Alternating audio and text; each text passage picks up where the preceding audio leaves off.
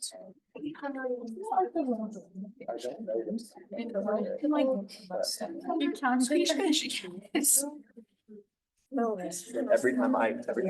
it's so funny. Okay. Welcome. As you know, today is technically the last day of classes of the semester. It ends at midnight tonight. So we made it. What questions did you bring with you tonight? What are you worried about? Okay. Standing waves? Yeah, there's a specific section on. I don't know. We're talking about the difference between transverse wave and Longitudinal waves. waves. Yeah. So transverse waves are waves like that. The standing waves, remember, are two traveling waves passing through each other, one going left and one going right. But as these waves are going left and right, the thing that's carrying the wave, that's these bars, are moving perpendicular to the wave, up and down. That's what transverse means, is perpendicular, okay?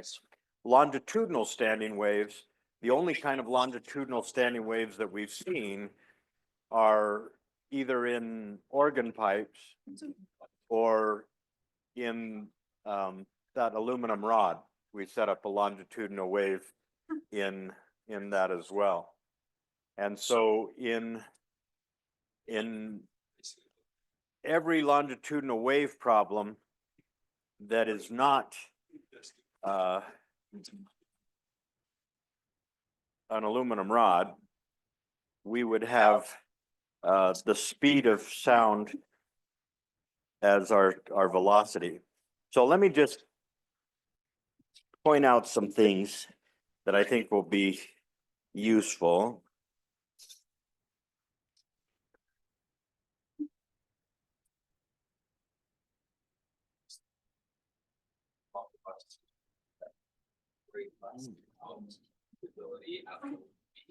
Well, that's just let's.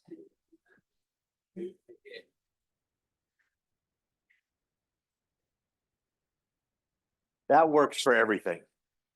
Traveling waves, standing waves, transverse waves, longitudinal waves, any kind of wave you can think of, that works.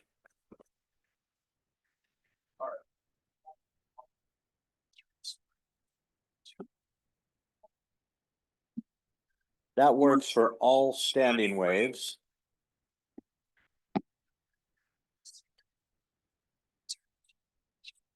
This is all waves. And then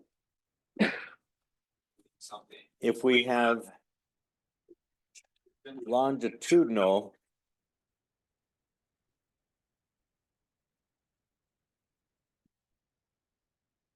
actually just any longitudinal waves, whether they're standing or traveling, those are going to be sound waves where speed is just 343 meters per second. Okay. For transverse waves,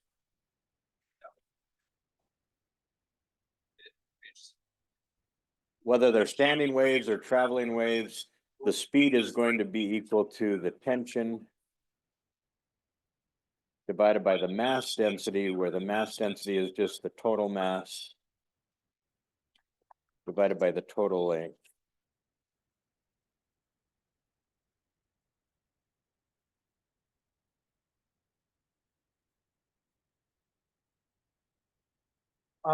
In what circumstances will the football equation change with open, closed versus open, open? Just a second. I'm sorry. Is it Alex? No. No, I'm sorry. Darren. So in what case would the football equation change, or like how do we use it with open, closed systems. exactly the same. That's the beauty of it, is that you don't have to make any changes. For example, if I had open, Like 1.4. and I had the third harmonic, Just look up.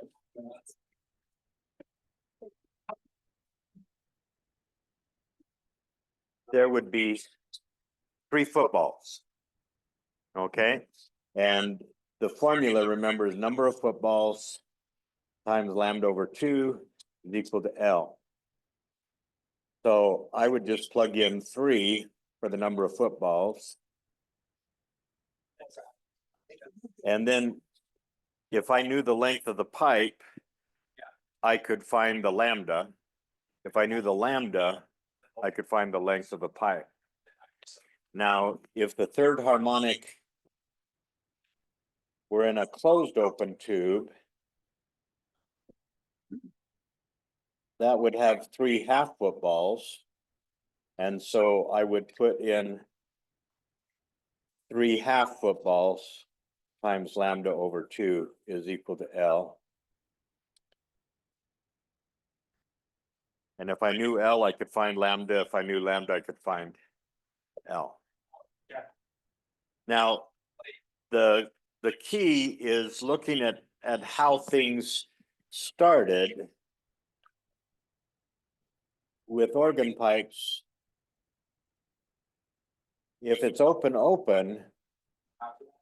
the longest wave that will fit has 1 football, and that's F1.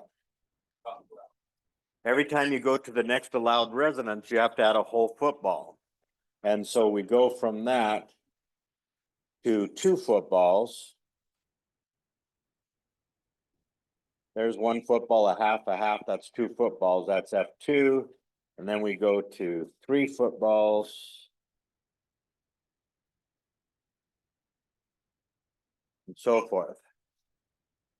For the closed open, we start with half a football. And because that's the lowest frequency, we call that F1, or the fundamental, the lowest that will resonate. And then each time I go up, I have to add 1 whole football. But here, when I added 1 football, I was doubling the number of footballs.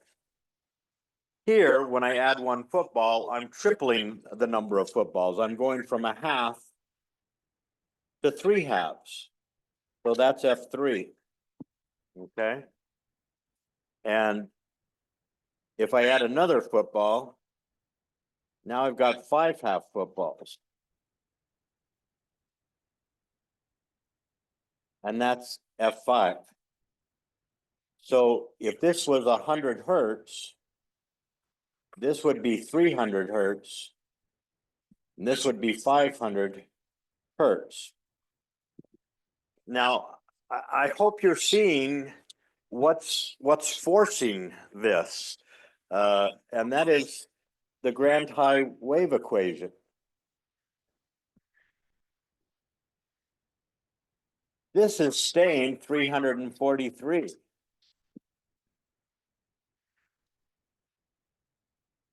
If I'm cramming 3 times as many footballs into the same tube, those footballs are 3 times smaller, are they not? And that means the wavelength is 3 times smaller, right? Well, if this gets smaller by a factor of 3, this has to get bigger by a factor of 3 in order to keep this 343. Okay, it's give and take. One gets smaller, the other one gets bigger. And that's why if you've got a closed open system like this, the 23rd harmonic, if you drew that pattern, how many footballs would there be in there? Did you say 23 halves? Because you started in a closed open system, you started with half, the 23rd harmonic has to have 23 times that many footballs. Well, 23 times a half is 23 halves, which would be 11 and a half footballs. On the other hand, if you had a transverse standing wave on a guitar string, well,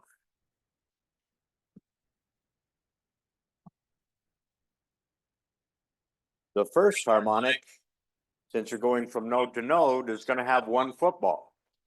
The 23rd harmonic would have 23 footballs. 23 times as many as you started with is the key. So rather than memorizing, well, I do halves on this one, I do fulls on those, it just, whatever you start with, the 23rd harmonic has 23 times what you started with. Okay? Can we talk about the Doppler effect next? Doppler effect, sure. There's a good question. Another sample exam, question number 9. Yes.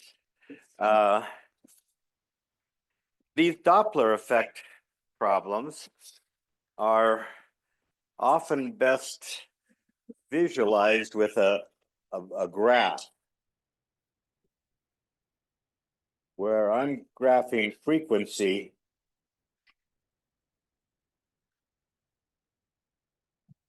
versus time.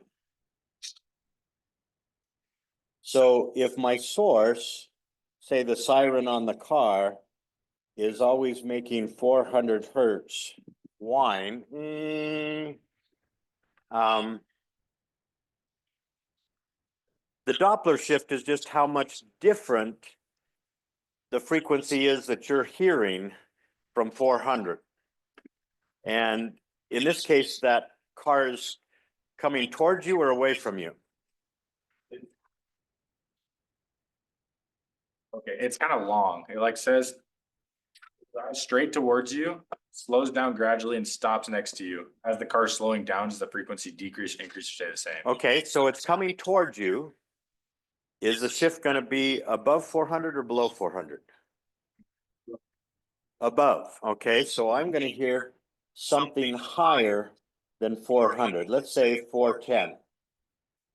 That depends on how fast the car is going. Okay.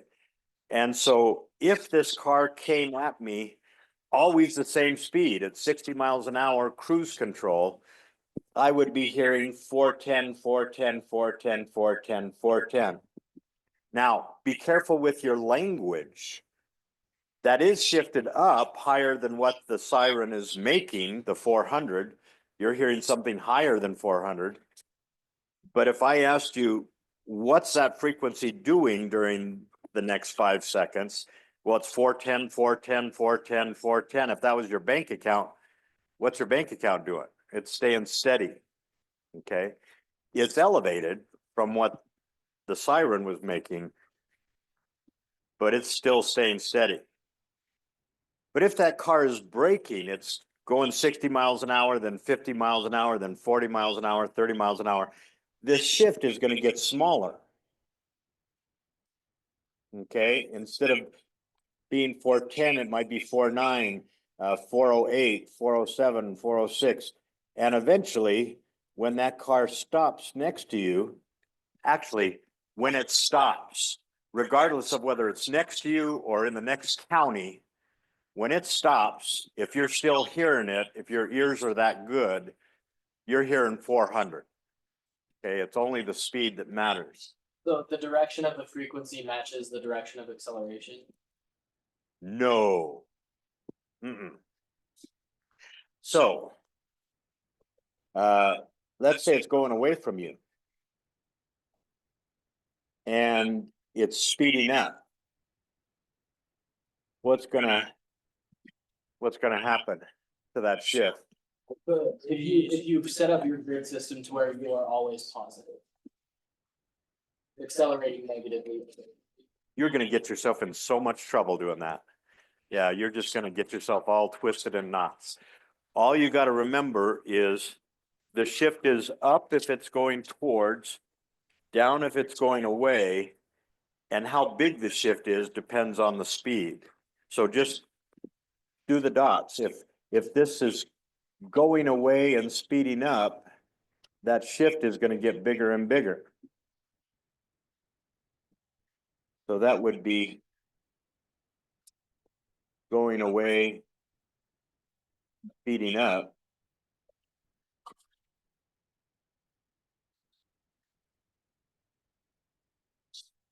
If it was going away from you and slowing down, we had that in one of our homeworks.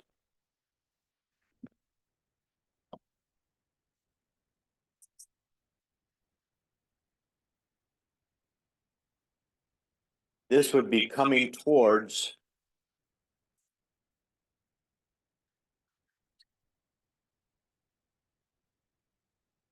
and speeding up. And you can see that the shift is getting bigger. Remember what the shift is. The shift is how far away it is from 400. Okay, and then this one would be, as we said, coming towards and slowing down.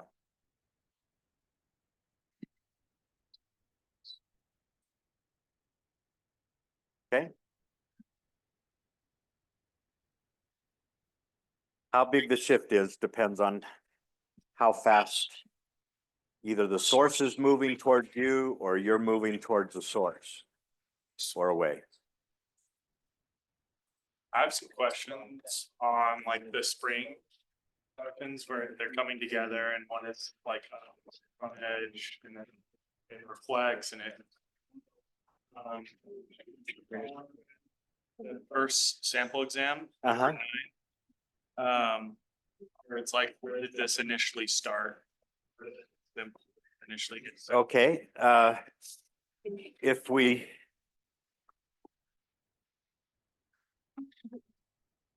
remember the full story, and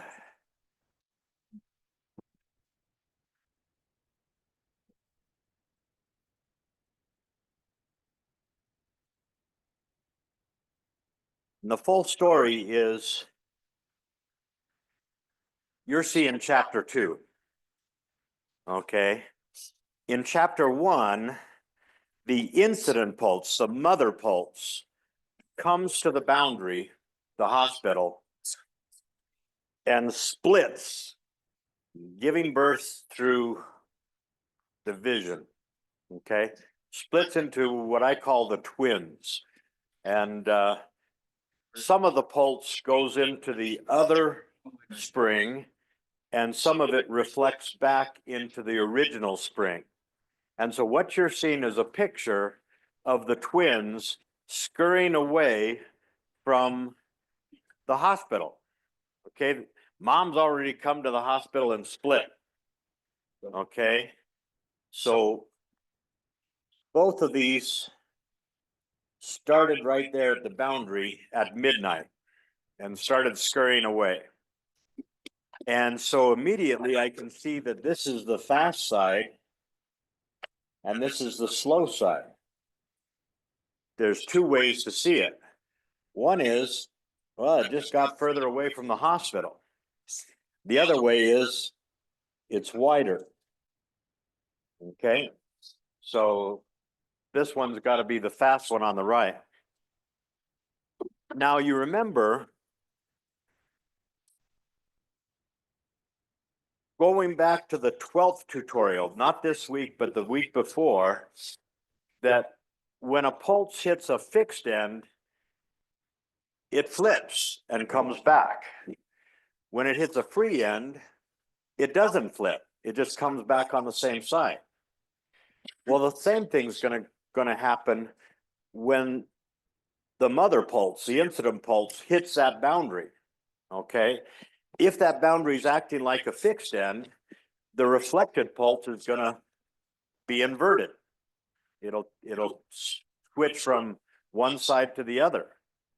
If the boundary acts like a free end, it won't invert. Now the transmitted pulse, the pulse that goes into the other spring, never inverts, never, ever, ever inverts. Okay.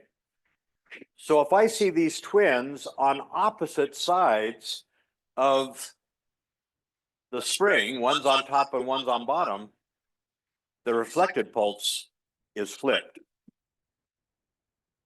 Okay? And that means that that boundary acted like a fixed end. Now, when you see slow and fast, I want your head to be saying heavy and light.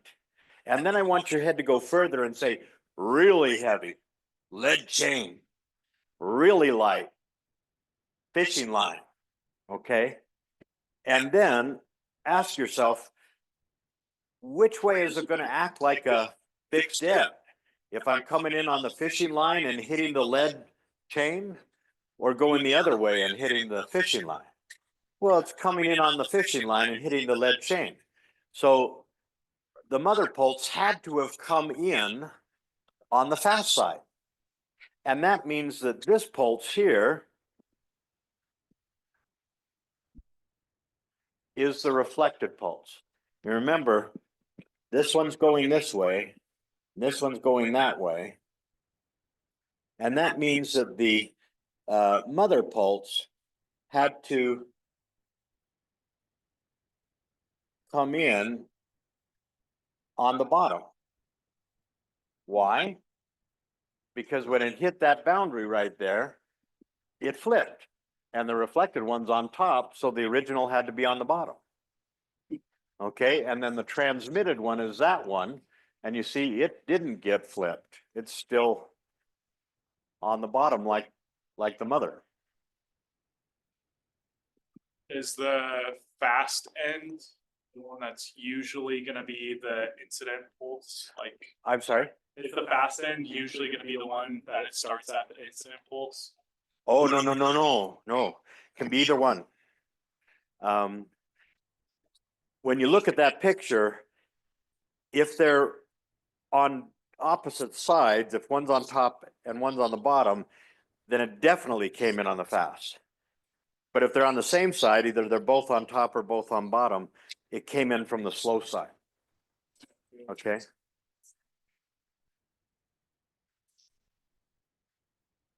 Could you please do a plain one? I'm sorry? Could you do a plain question, please? Oh, certainly. Just been like a. Lane. So Really? are there any more questions on these transmission reflection problems? You're good? Okay. There are two different flavors of the plane problem. One is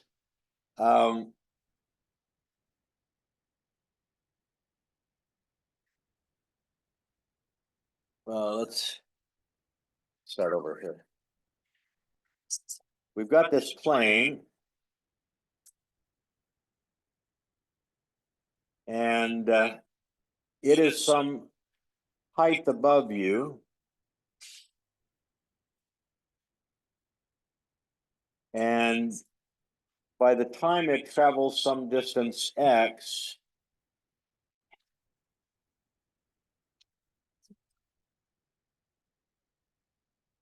the Mach cone that gives you the baboom has reached your ears. So one variation is you're given the speed of the plane and asked about distance. How far does it go? How high was the plane? Something like that. Okay. So to solve that kind of problem, you first of all find the Mach number, and that's just the speed of the plane divided by 343 meters per second, speed of sound. Okay. So let's say the Mach number is 2. That'd be a speed of the plane of 686 meters per second. Okay. Then the next step is we find theta. Okay, and we know that the sine of theta is equal to 1 over the Mach number. And that means theta is equal to inverse sine of a half, which would be 30 degrees. Okay. Well, now, if I know that's 30 degrees, if I tell you the height is 1 kilometer and ask you what x is, you can do that. If I tell you that it goes 1.7 kilometers before you hear the ba-boom and ask you how high it is, you can do that. It's just trig. You know, this is the opposite side, this is the adjacent side, and the tangent of 30 degrees is going to be the opposite side over the adjacent side. Okay?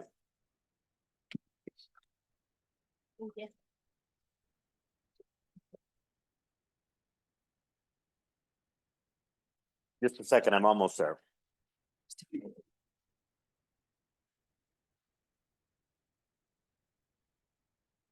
Now, the other version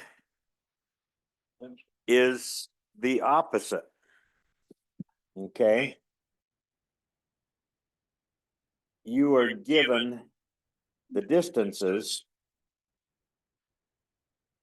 and asked to find the speed of the plane. Well, let's look at that case. If I tell you that this is 1 kilometer and this is 1.7 kilometers,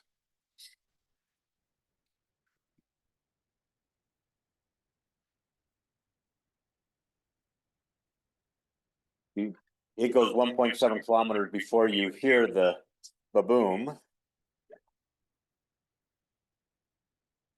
Well, now the first thing I've got to do is find theta from those distances. So theta is going to be the inverse tangent of the opposite side over the adjacent side. And the inverse tangent of 1 over 1.7 is 30 degrees. And then I would say, well, the sine of theta is equal to 1 over Mach number. But what I want is the Mach number.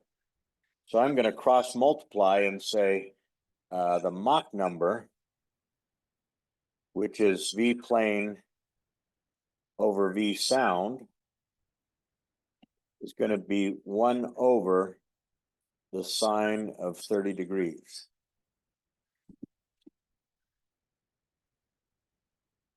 So in both of those problems, you're using the sine and the tangent, just in different order, depending on what you start with. Okay. Will you ever have a Mach number that's in between a whole number like 2.5 or anything like that? Yes. Yes. Indeed.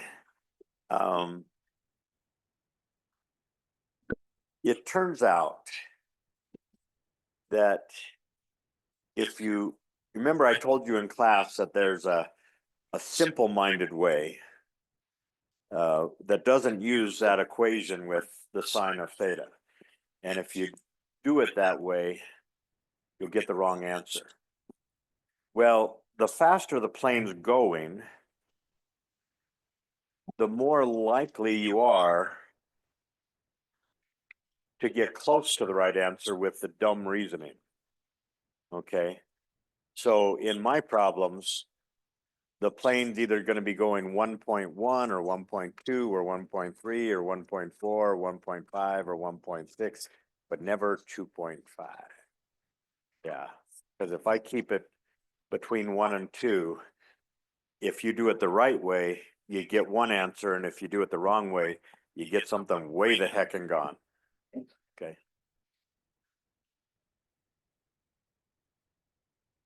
Question had to do with simple harmonic motion and how the amplitude is affected when we increase, when we double the amplitude size, how that affects the other variable.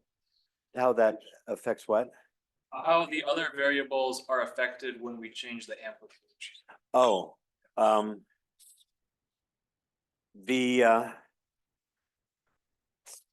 what we learned in class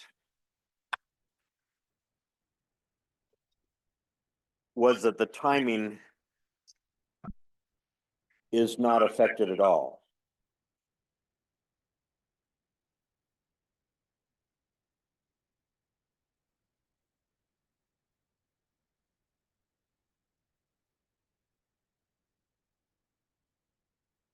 So if these are the turnaround points, this would be x equals a and x equals minus a.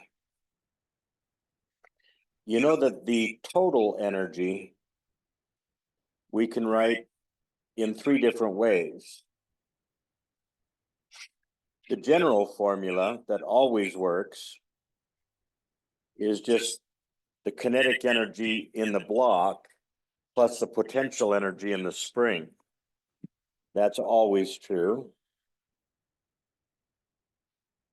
At turnaround, either here or here, I have to stop to turn around.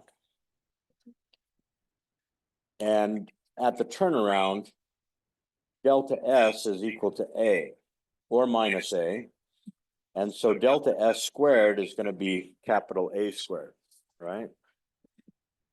That's a turnaround.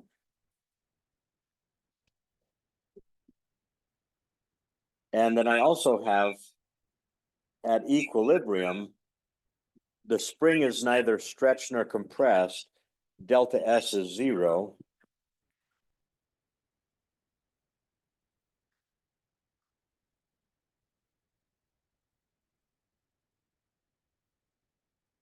And V is equal to V max.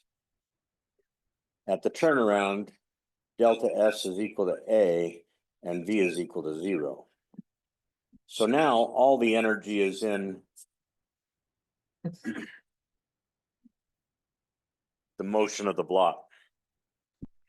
So if I double the amplitude, I'm increasing the energy in the system by a factor of 4 because it's squared. The timing doesn't change. We found that was the simple harmonic motion. It's still going to take just the same number of seconds to get back and forth. But if the energy is 4 times bigger, then when it goes through equilibrium, if it's got 4 times as much energy, it's got twice the velocity. So twice the amplitude is going to double the speed in the middle. Okay, and but the timing that's changed. With the football question or equation, with the lambda, does that give us the wavelength of that frequency or that harmonic? Or of the fundamental? Oh, that football equation, when you put down in that equation the number of footballs, you've picked a harmonic. And that's the wavelength of that harmonic. And when I plug that into my wave equation, V equals F lambda, that's going to give me the frequency of that harmonic. Yeah. Yeah. Once you've put down the number of footballs, you've picked a harmonic. Choose wisely. With a longitudinal standing wave in our tutorial yesterday, it asked how to know when a molecule is going either like contracting in on a node or expanding on a node. Could you explain how you think of that and what your trick is to figure out? Yeah. The key there is looking at the nodes.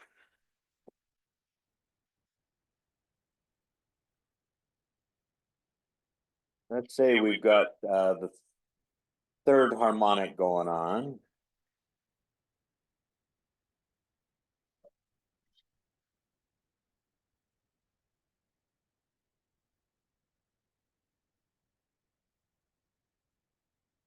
Now, as I said in class, this football notation is really, really crummy for longitudinal standing waves.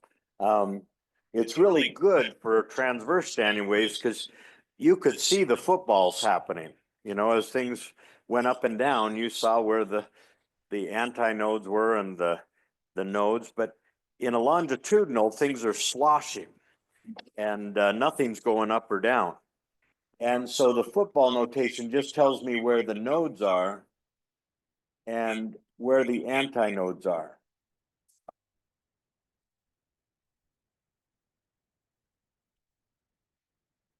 Now, for a transverse standing wave, the node would be right there. That's the point in the string, say a guitar string, that's not moving.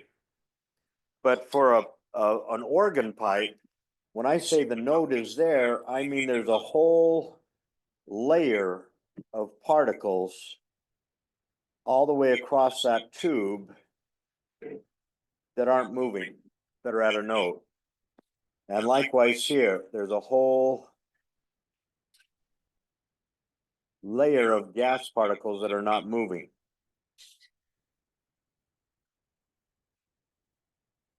Now the standing wave is just the crunching and deserting and crunching and deserting of these nodes. And if I tell you that this particle is moving that way, when I took this picture, I suddenly know the motion of all the other particles, okay? I know that this node right here is in the process of being deserted.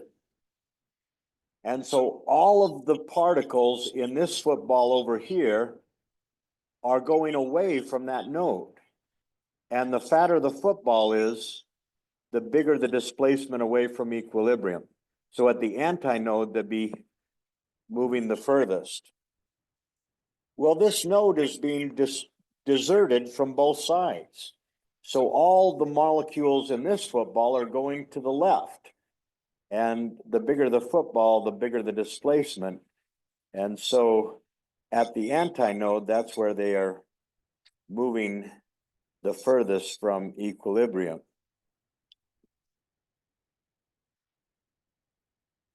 Now, if this one's being deserted, the one next to it is being crunched from both sides.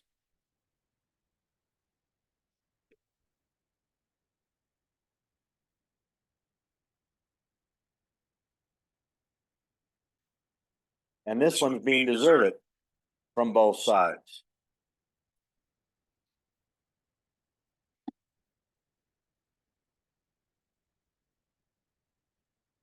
And then a half period later, all of those arrows are going to turn around, every single one of them.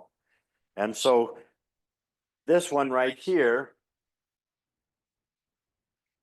right now it's being deserted, and then it'll be crunched, and then it'll be deserted, then it'll be crunched, and then it'll be deserted, then it'll be crunched. That's the sloshing that makes the sound that goes across the room and attacks your eardrum. That's why you hear music come out of that organ pipe. And how do you know like if it's short or long? How do I know whether to draw the arrow short or long? Yeah. How close you are to the node. Okay, at the antinode where the football is fat, that's where you draw them longest. That's where the motion away from equilibrium is the greatest. The closer I get to that node, the closer I'm getting to not moving. Is there any way to determine the direction of the arrows if you hadn't told us the one on the right is going that way? No. Because it changes, you know, twice every oscillation. I have to give you one of the arrows. You do a problem that is closed and open for an organ pipe and finding the length of the pipe. Yeah.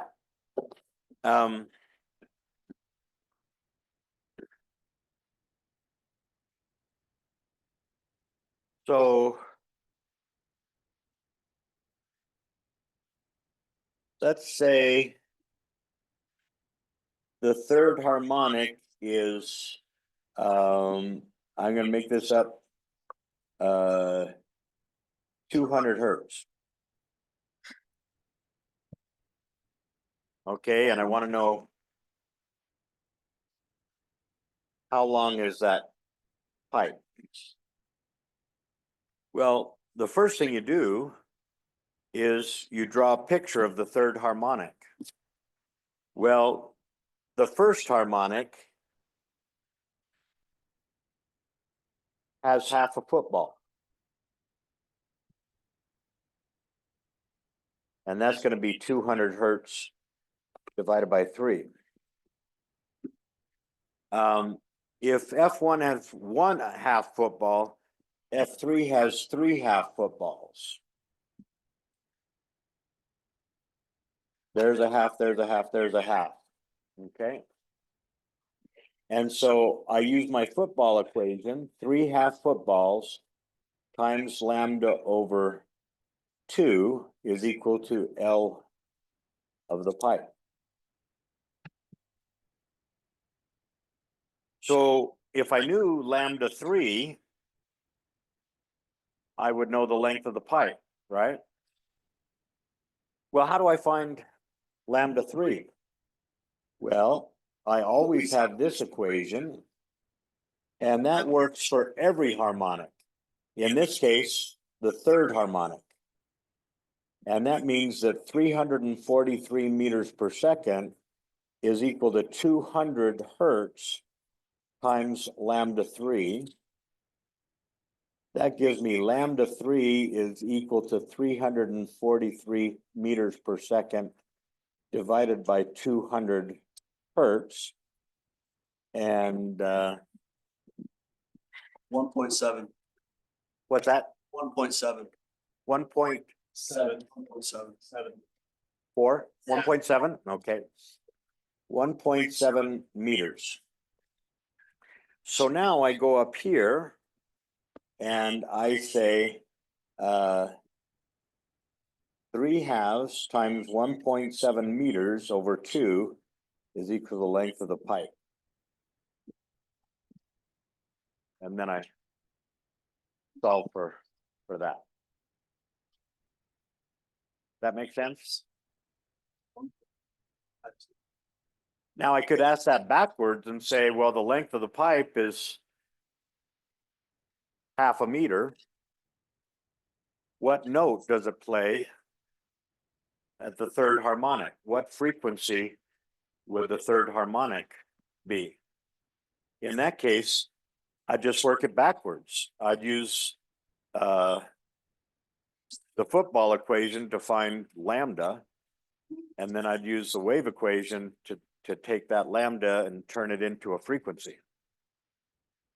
Okay. But I hope what you're seeing is that I'm using the same formulas over and over and over again. I'm using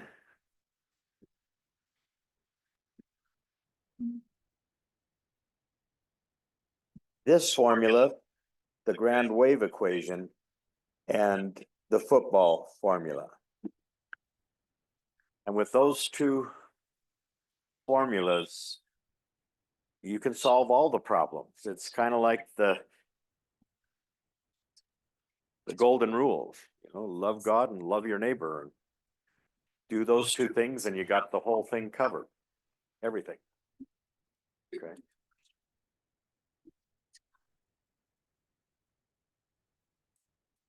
Everything's good. We're gonna get 100%. Okay.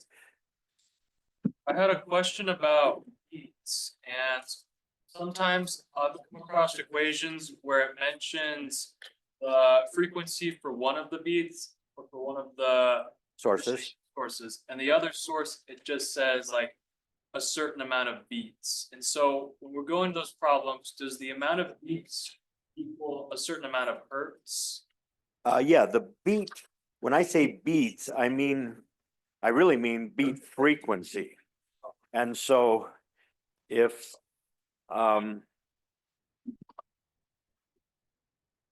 If I say I'm tuning a piano and I'm plucking a particular string, and at the same time I'm playing a tuning fork.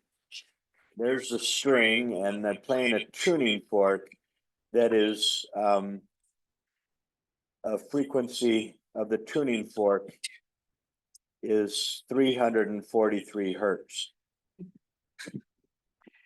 If I'm hearing 5 beats, what I'm really saying is I'm hearing 5 wah-wahs per second. Wah, wah, wah, wah, wah, wah, wah, wah, wah, wah. Every second that goes by, I'm hearing 5 of those wah-wahs. And that tells me that the frequency of the string on the piano is going to be 343 hertz plus or minus 5 hertz.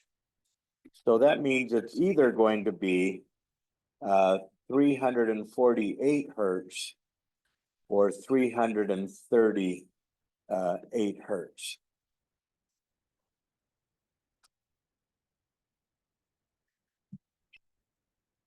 Okay. Yes. Can you explain the Bill and the Lane problem with like the beats? Yeah, that problem is similar to the problem we solved yesterday in class that only had 2 possible answers. You know, with these boundary problems between 2 springs, the mother pulse either came in on the fast or it came in on the slow. So you guess and check. Well, in this case, there were 2 buzzers, and we were hearing 4 hertz beat frequency. Okay. And so I'm just going to make up some numbers here.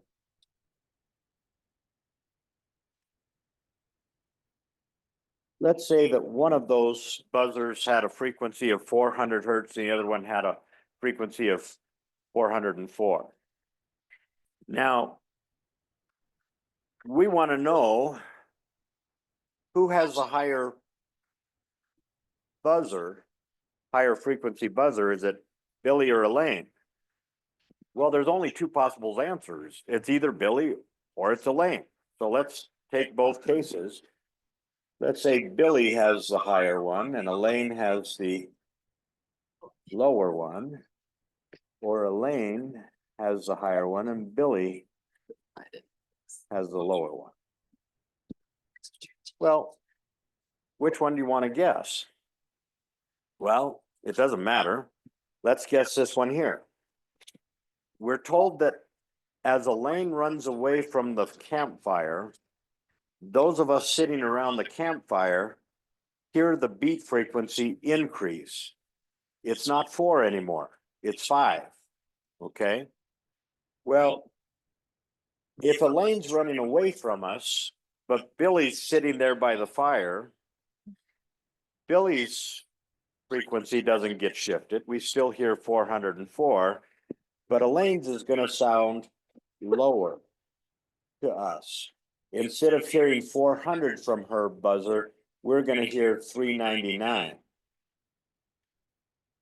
And the beat frequency is just the difference between Billy's and Elaine's, what we're hearing. And so the beat frequency is going to increase. What we're going to hear is now going to be 5 hertz, 5 wah-wahs per second.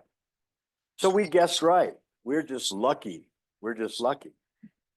But if we had guessed wrong, if we had said, well, I think Elaine has the higher frequency, well, then as she ran away from us, we'd hear something lower than 404, maybe 403.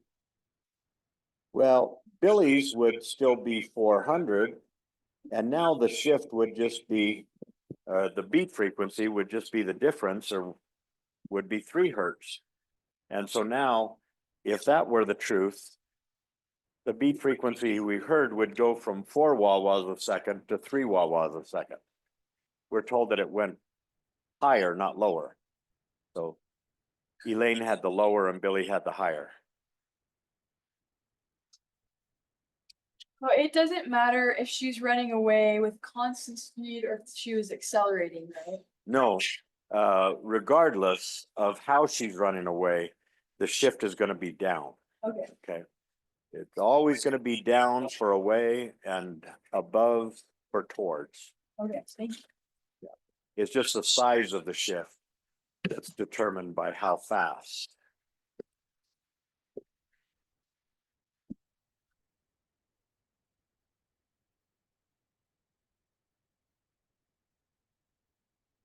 I may be damaged by all the years and years and years of teaching this, but in my mind,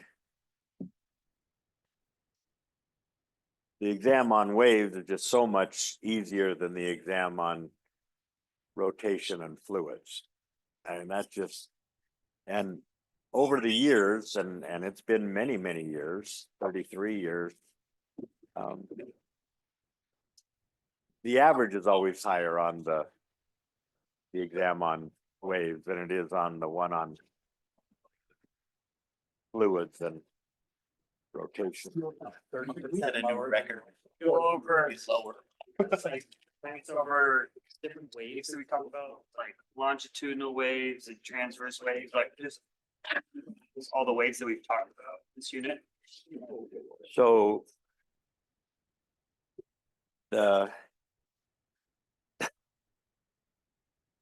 transverse waves are where the medium's moving perpendicular to the motion of the energy. And those waves happen on strings, springs, ropes, wave machines like this, that sort of thing. Longitudinal waves are like on a slinky or sound waves in a organ pipe. And in that case, the motion of the slinky or the motion of the molecules in the pipe are parallel to the motion of the energy. If the energy is going left to right, then longitudinal would be left and right, and transverse would be up and down. Now, that wave equation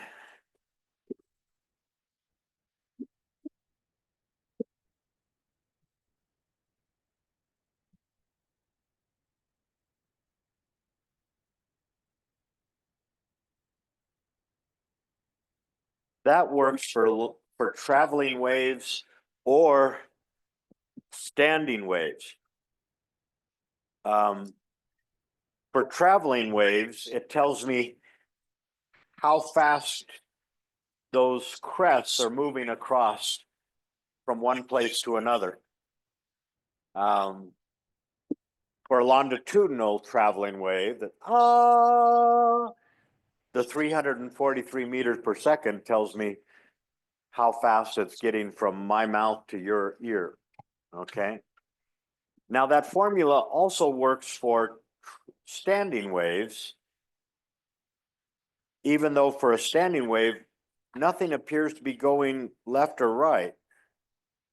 But what we found with that little video was that this is caused by two waves interfering with each other, one going to your right and one going to your left.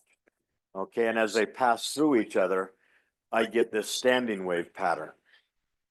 And that's why we can use that formula, whether we're dealing with standing waves or whether we're dealing with traveling waves. So really the way that you see the hierarchy, if we can put it that way, is right here. This works for all waves. This is only useful for standing waves. And when we're dealing with velocity, we always have two equations. And depending on what you've been given, that will determine which is most useful. So for longitudinal waves, whether they're traveling or standing, the speed is gonna be the speed of sound. And for transverse waves on a spring or a string or rope, it's gonna be given by this formula, square root of tension over the mass density. So if you solve for the speed here and plug it up into this formula there, you can, if you know the frequency, you can find the wavelength. If you know the wavelength, you can find the frequency. But those are the formulas for waves. That's just, there ain't anything else.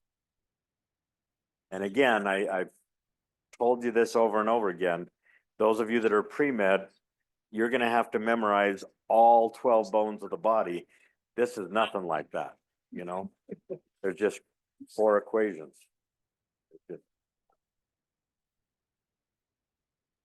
My wife is a nurse practitioner, you know, and I asked her a question and, you know, what do I take for this? And she pulls out some long, complicated, ugly name that I can't even pronounce of some drug that's obscure that is in her head. And I can remember 4 things. Being a physicist is the best job in the world. I remember my children's names, F equals MA, these 4 equations, I'm good. Okay. Everything else is an owie. Other questions? Okay, I reserved the room for the hour, so I guess we'll stop here. I will post this to the YouTube site and send you a link. Good luck. If you get stumped, stop by my office, send me an email. This semester. Let me stop this here. Like, you know what you're doing. I'm hoping to TA for this.